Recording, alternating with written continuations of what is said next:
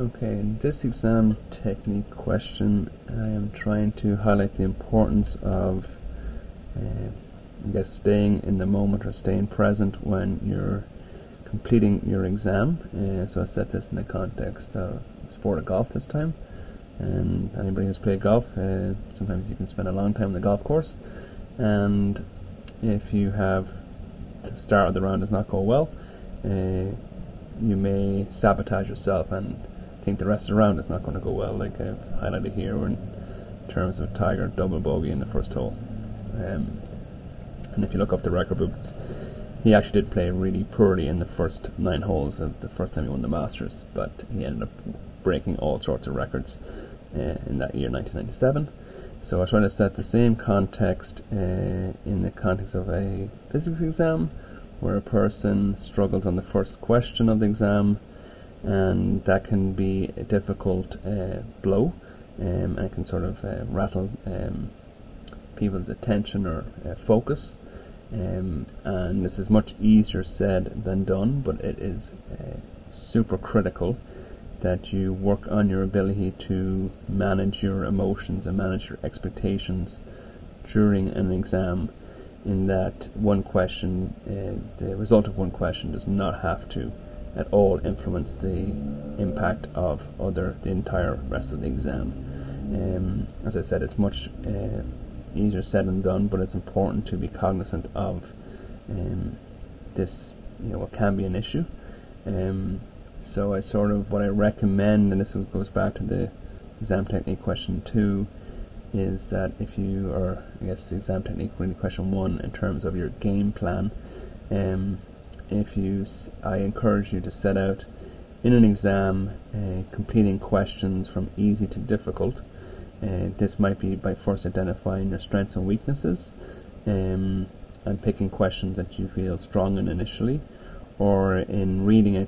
question in your first 20 to 30 seconds, sort of having a gauge of whether this question is going to take a lot of time, and to work through the exam from easy to difficult, which should help in building confidence, and that building confidence again can have a direct, usually a direct effect on your success in the exam. But it is important that having this ability to control your emotion, and as I mentioned sometimes in lecture, the exam is testing 2 different things at the same time. There's a physics exam going on, which most people think that's the only exam that's happening, but there's a second exam that is sort of implicit, that you're also being examined on your ability to succeed or perform in a pressured situation. And very few students, or I would say most students, only prepare for the first one, which is to prepare for the physics content, but do very little in preparing themselves for the actual performance of performing at a particular time in the day. So that includes the prep the morning of, what should you eat, what should you eat throughout the day, how did you sleep the night before, and all of that prep, like any, again, athlete or any person that is successful that you want to look up to, their preparation is probably meticulous in terms of they do everything they can to prepare themselves for success. It's very, very difficult to just turn on performance on a given time. So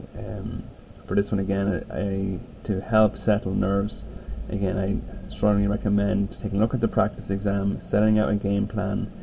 so that when you open up the exam, it should not be a surprise, that you should, you follow your game plan, which again can keep you focused. And if you miss one question, is sort of having the presence of mind to move on to the next question without letting that impact